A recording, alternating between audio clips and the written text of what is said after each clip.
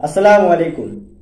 Asia cup 2025-এর জন্য প্রায় কিছু দেশ তাদের মূল স্কোয়াড ঘোষণা করেছে। এর মধ্যে বাংলাদেশ, ইন্ডিয়া, পাকিস্তান, আফগানিস্তানের মতো দলগুলো তাদের স্কোয়াড ঘোষণা করেছে। সেই স্কোয়াডে জায়গা পেয়েছে বর্তমান সময়ে দুর্দান্ত পারফর্ম করা ক্রিকেটাররা। এটাই স্বাভাবিক, যারা ভালো করবে, ভালো ফর্মে থাকবে, তারাই দলে জায়গা পাবে।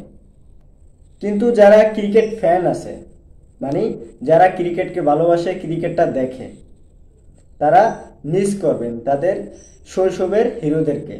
যেমন বাংলাদেশ থেকে সাকিব, তামিম, মিরাজ, মুশফিক, মাহমুদুল্লাহদেরকে। অন্যদিকে ভারতের তারকা ক্রিকেটার বিরাট কোহলি এবং রোহিত শর্মাকেও মিস করবে বাবর আজম, মোহাম্মদ রিজওয়ানদের মতো ক্রিকেটারদেরকে। আসলে এই জেনারেশনের বেশিরভাগ মানুষই এ ধরনের বড় বড় তারকাদেরকে দেখে ক্রিকেটকে ভালোবেসেছে এবং ক্রিকেটটাকে তারা তাদের হৃদয়ে ধারণ করেছে।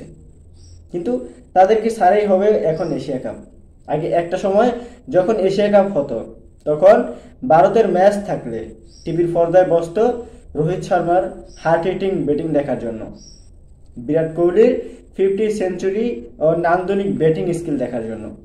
অন্যদিকে বাংলাদেশ থেকে সাকিব আল হাসানের বোলিং, ব্যাটিং মুগ্ধ করা পারফরমেন্স দেখার জন্য টিভির পর্দায় বসে থাকত কোটি কোটি বাঙালিরা, কোটি কোটি ক্রিকেট ফ্যান্সরা।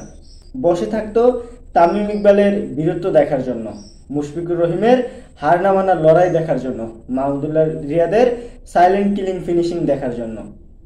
কিন্তু আজ সেই শৈশবের হিরো কাউকেই দেখা যাবে না আগামীর এশিয়া কাপে, অর্থাৎ 2025 সালের এশিয়া কাপে দেখা যাবে না বিরাট কোহলি, রোহিত শর্মা, সাকিব আল হাসান, তামিম ইকবালদের মতো তারকাদের।